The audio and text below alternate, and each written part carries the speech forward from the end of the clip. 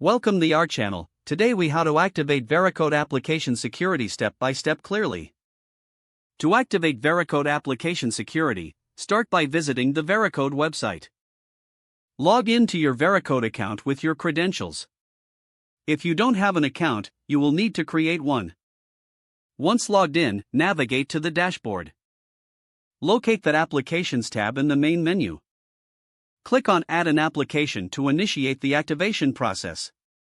You will be prompted to enter relevant details about your application.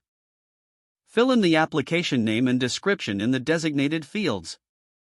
Choose the type of application you are testing, such as web or mobile.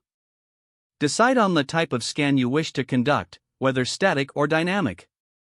After entering the required information, click Next to proceed. Review the settings you have entered for accuracy. If everything looks correct, click Submit to activate the application. You will receive a confirmation message indicating the application has been added successfully. Next, set up your scan configuration according to your testing needs. This may include selecting policies and any additional scan settings.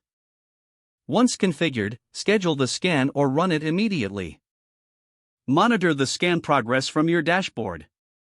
After the scan completes, review the results to identify vulnerabilities. Additionally, utilize the remediation guidance provided by Veracode. Implement necessary changes to your application based on the findings. Repeat this process for any additional applications as needed. Always keep your application updated and regularly rescan.